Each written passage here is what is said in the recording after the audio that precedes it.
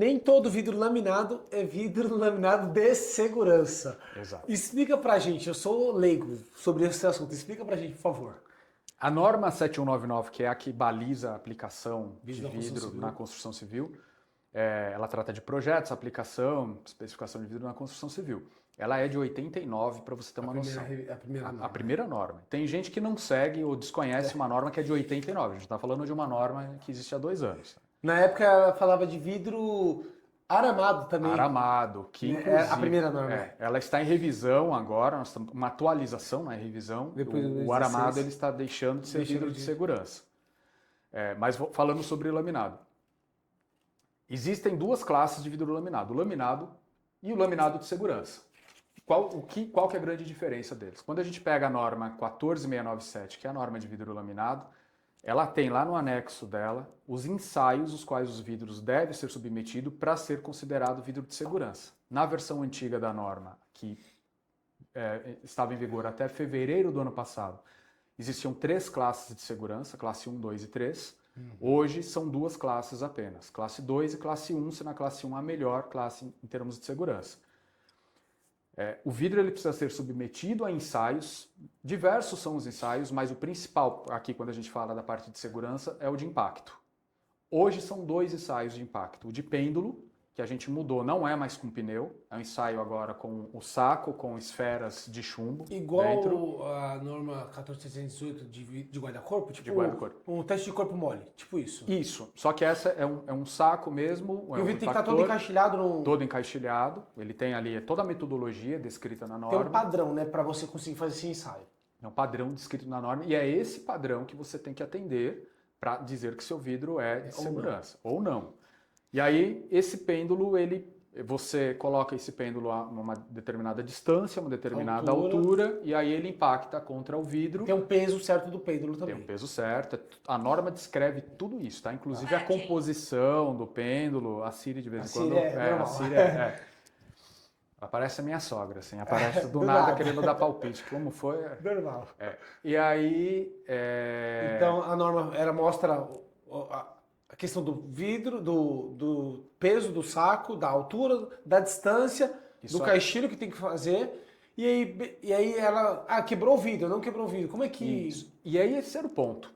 Até 2022, desculpe, até 2022, se o vidro não quebrasse no impacto, ele já era de segurança classe 1. Quando a gente começou a revisão da norma, foi uma polêmica, foi um tema que eu coloquei, que a gente tinha que colocar algum teste no qual o vidro quebrasse.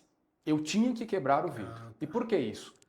Não quebrar o Chegar na vidro é uma máxima coisa, mas eu queria entender o comportamento de quebra do vidro, eu queria entender o comportamento do vidro quebrado. Então, por exemplo, aquele vidro está num guarda-corpo. Ele foi como classe 1, mas o impacto no guarda-corpo de uma criança foi maior e quebrou o vidro. Como esse vidro vai se comportar depois de quebrado? E a comissão aprovou um teste que agora, se o vidro foi impactado e ele não quebrou, pega-se uma nova amostra daquele vidro, não aquele que já foi estressado, já bateu. Pega-se uma nova E amostra aumenta a daquele altura, mesmo a vidro. distância. Não, aí ele é colocado na horizontal e é feito um teste de esfera. Ah, tá, de que esfera. é feito inclusive para automotivo, para o mercado automotivo.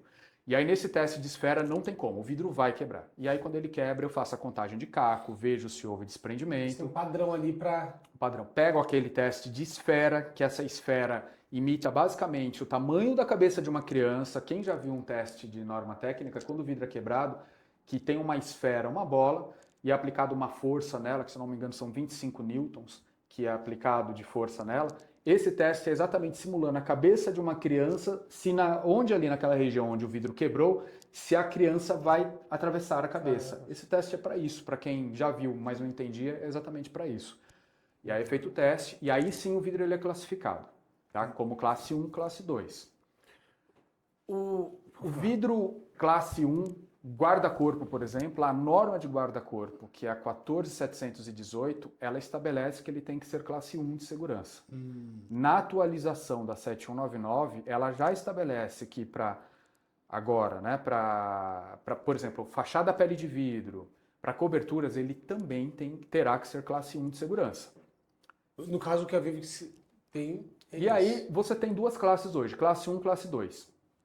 Como a Vivix não sabe, ela é uma fabricante de vidro. eu vendo para todos os O mercados. Zezinho da esquina Isso. e para Eu não sei para onde aquele vidro vai. Qual será a aplicação dele? Então, todos os nossos vidros são classe 1 de segurança. Então, onde for classe 2, ele está usando classe 1. E onde for classe 1, ele está atendendo a norma. Cara, é muito louco. Na hora que você falou assim, nem todo vidro é laminado de segurança. Eu já comprei vidro de fora. Vidro chinês. E aí, o laminado parecia que era um vidro monolítico. Porque assim, eu corto chapa e tal, né? Teve uma vez que a gente destacou assim o vidro, as duas peças saiu, parecia que não tinha PVB, assim, não tinha interlayer. Quando você cortou, ele já cortou direto. Você não teve aquele trabalho de cortar o PVB. Não tive. Isso acontece porque tem um teste que a gente, que é conhecido que é o PAMEL, que a gente olha ali a adesão do vidro e do PVB. Então tem o PAMEL, que é esse teste que mostra essa adesão, ele varia de 1 a 10, mas tem um PAMEL adequado, que se ele tiver muito alto, que é esse o caso que você falou, significa que o vidro ele foi laminado de forma errada e esse pâmel houve uma adesão tão grande que na hora que o vidro quebra, ele quebra também. Nossa. Ele rasga. O pâmel ideal é aquele que o vidro não descola, não tem uma delaminação, mas quando o vidro quebra, o PVB ou interlayer, seja qual for, eu estou falando PVB porque é o que a Vivic suja, né? Usa. Mas seja qual for o interlayer, ele continua elástico. Mantém ali. Isso. O ideal é que essa elasticidade ela seja até 5% ou maior que 5% a posição inicial do vidro. Então isso é a elasticidade adequada do interlayer no momento da quebra dele. Tá? E que os cacos não se desprendam ou que os que se desprenderam tem uma regra ali para isso. Eu já vi uma entracinha de sacada que foi colada a fechadura aí na altura de 1,5 m mais ou menos, 27º andar, bateu um vento lá, quebrou os dois vidros, mas o interlayer segurou. O interlayer ficou ali segurando. Esse aí é o ideal. Esse é o classe 1, vamos dizer assim. Esse é o classe 1, esse é o ideal. Então quando você compra um vidro de fora, você não tem essa garantia. E quando você comprar o vidro laminado, exija do fornecedor do vidro o relatório de ensaio dele. Antes da atualização da revisão da norma, esse relatório ele só era oficial vindo de um laboratório. Então você tinha que mandar o vidro ser ensaiado por um laboratório independente e o laboratório tinha que emitir esse ensaio. Na revisão da norma, a gente conseguiu deixar claro que você, como uma empresa jurídica, você é responsável. Se você vai emitir um laudo, vai assinar um laudo, sua empresa vai assinar que não é correto, que não é conforme, você vai responder isso se você tiver um acidente. Né? Então, cada empresa hoje, ela deve emitir o laudo de ensaio do seu vidro, a Vivix faz isso. Agora, caso a construtora, o seu cliente final, a construtora, o arquiteto, ele queira um laudo de um laboratório independente, você tem que negociar com ele para que ele, então, arque com esse custo, porque não é barato você mandar ensaiar em laboratório. E fora a fila, né? O tempo. Sem contar a fila. Então aí é um acordo comercial. Acontece às vezes de construtoras quererem um laudo independente. Então aí você como fornecedor dela, você negocia. Ou você assume isso e repassa, né, emite esse laudo, busca a emissão desse laudo, ou ela arca com isso. Mas não existe a obrigatoriedade de você, fornecedor, ensaiar esse vidro fora. O seu ensaio, o seu laudo, ele é suficiente. Você falando isso, às vezes o pessoal acha que é bobeira, mas, por exemplo, eu estou fazendo uma obra do metrô e eles me pedem, tipo assim, a pintura do alumínio, o laudo de que isso daqui tá certo. Aí o vidro, com a classificação, o laudo de que o vidro é de segurança tal. Isso. E aí a gente pede para o nosso fornecedor e aí eles fornecem, e aí a gente fornece porque como a gente é uma empresa que está comprando de um fabricante, de um distribuidor, aí a gente pede para ele respaldar a gente perante o cliente. Então isso é importante. E se o cliente quiser um laudo específico para aquela obra, aí ele teria, no nosso caso, ele tem que pagar também. Exato. A gente tem isso no contrato. Isso. Entendeu? Porque quando a gente pega tipo licitações ou contratos maiores, eles já falam que tem que seguir tal norma, tal norma, você que é consultor, você sabe. Você mesmo que é o consultor, às vezes você faz consultoria para empresa, para consultora grande, você mesmo já coloca os requisitos, as normas, até para o seu cliente, que é o construtor, conseguir cobrar do serralheiro, do vidraceiro. Exatamente.